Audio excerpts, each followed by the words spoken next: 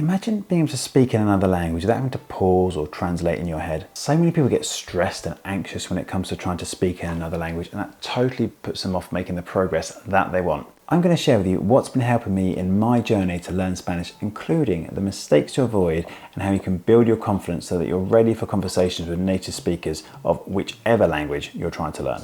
But before I go into these ways that you can start to build your confidence, there is something crucial that I need to share with you first. If I wanted to practice speaking Japanese, I would find it really difficult. Why? Well, because I don't know Japanese. I could get some sentences and try and read them out loud, but given that I don't know Japanese, it's not going to help me become a Japanese speaker. Although it might sound obvious, it's a really important point. When I interviewed Dr. Bill Van Patten, he explained to me that language is very different from other forms of knowledge. It's built up over time from a lot of exposure to the language, which is why having contact with it is essential. It is always going to be hard to speak a language that you don't know, right? So spending more time engaged with the language will actually help your speaking. It's also worth pointing out that talking at someone isn't a conversation.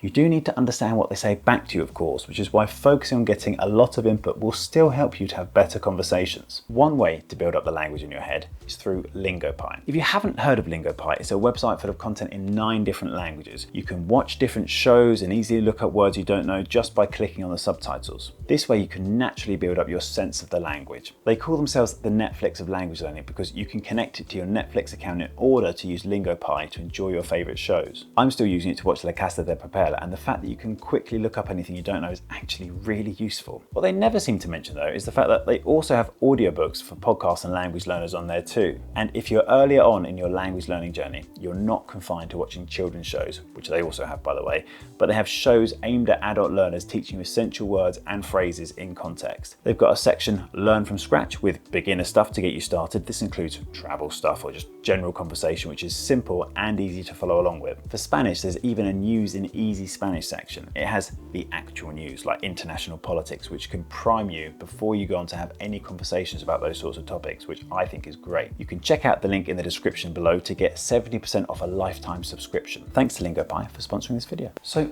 now we know that our focus should be on getting a lot of input. What does that mean for our speaking? Well, with my Spanish, I waited for ages until I started speaking, and you know what? I wish I started sooner. Sort of.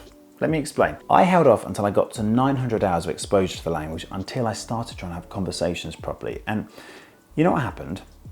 I couldn't find the words at first. I could easily understand the tutors I would talk to online, but I wouldn't actually be able to say what I wanted to say, or at least not quite. Now, I've started to find the words over time, but they weren't there when I first needed them.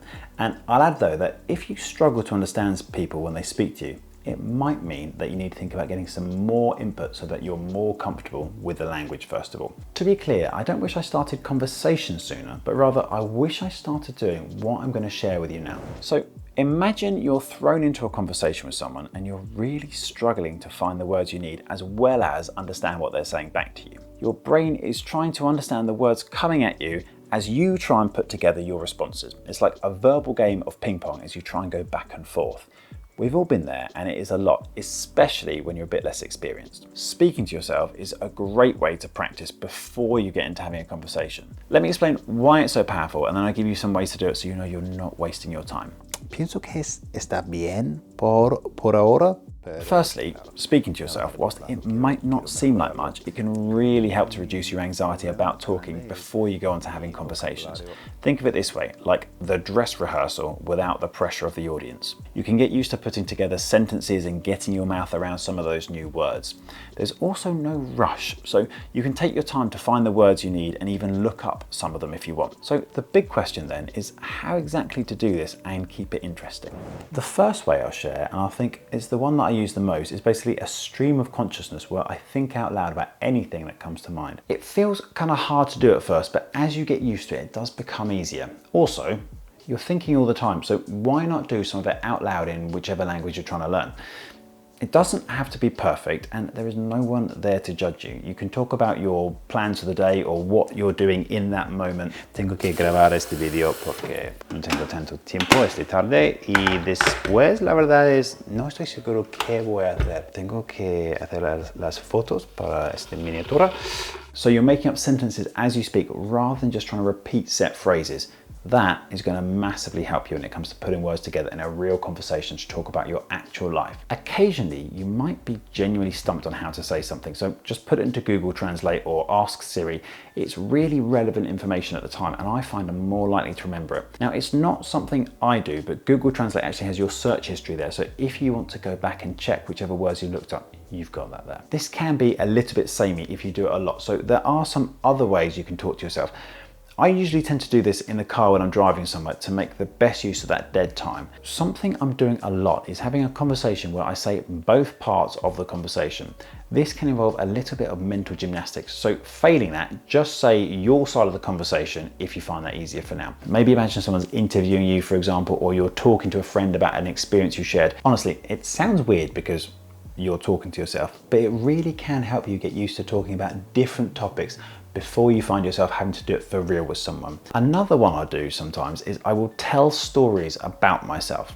I don't know if you've prepared for a job interview and you've spoken your answers out loud. Well, it's kind of like that. Think of it this way. If you're telling stories about yourself, that is the kind of thing you're likely to do with someone in a conversation when you're sharing anecdotes. I'm not saying memorize a script, but more just get used to putting different words together in different ways. I found it surprising when I say words that I didn't know that I'd picked up from somewhere or other. You can even imagine that you're someone else and you're talking from their perspective, like what would your favorite content creator say about something, or even a character from your favorite film. You could even act out a scene from your favorite film if you wanted. No puedes pasar. Okay, maybe not that last one. So whilst you're doing this, let me share a couple of extra tips. Take your time when you're doing this. There's no rush to put a sentence together. You don't want to be there all day, obviously, but there is no pressure to speak as fast as possible. Also, I used to have a job where I interviewed people a lot, and you know what makes you look more confident? Silence. Obviously not too much, otherwise you look weird, but don't feel you've got to fill every moment with a noise or filler words. Being composed and speaking clearly makes you look so much more confident when you get to an actual conversation. So let's get on to pronunciation, because there's a bit to unpack here. Firstly, having an accent is totally normal, and I'll be honest, a little bit unfair to suggest that having an accent is a bad thing. However, I will say it's important that the people you eventually go on to speak to do understand you. I've certainly had experiences where speaking to people with a really strong accent made the conversation perhaps a little bit more awkward than it could have been. I don't currently spend a huge amount of time honing my accent because where my Spanish is at the minute, it doesn't get in the way of me having conversations generally, but I certainly feel less comfortable in a conversation if I'm tripping over my words. After talking to yourself, you might realize there are certain words or sounds that you struggle with. So for me, for example, the combination of E and U together in Spanish, I just couldn't get right at first. I was making two separate noises which sounded odd. So the euro, the currency of Spain, I was saying euro. I found it distracting in conversations when I couldn't get that combination of sounds right. So I literally put into YouTube something like how to say EU in Spanish, and very quickly found a video explaining it's more like euro. I said it a few times myself whilst walking in the house, and that seems to make it good enough for now. Another example, which is a simple rule for Spanish learners, is that English speakers tend to stress the consonants, whereas Spanish speakers tend to stress the vowels on their words. So an italki teacher pointed this out to me, but you can just as well find videos online covering this sort of thing. I grabbed a book and I read out loud a little, and it helped me to focus my attention on that. Tanto él como Garo habían servido con el viejo guerrero. Tanto él como Garo habían servido con el viejo guerrero. When you're having a conversation, hopefully you're paying attention to the other person and what they're saying. So I find it's much harder to do this sort of thing at the same time. Also, I don't want to give you the impression that I've spent hours doing this, but quickly looking up bits of pronunciation that you might have had trouble with isn't a bad way to spend 15 minutes of your life. There's always shadowing as well, which is very popular, which is basically when you watch and listen to something and then repeat after the speaker and try and imitate their accent. To be honest, I don't do this, but sometimes if I'm enjoying some content and a fun word or phrase comes up, I might say it to myself afterwards. El emperador de la humanidad. I can't say it's made my Spanish any better, but it is fun to do. For this next point, you can use any kind of content, but let me share with you what I've been doing. I mentioned to those of you who subscribed to my newsletter a while back that I was using the podcast Oye No Lo Pares as a regular source of input.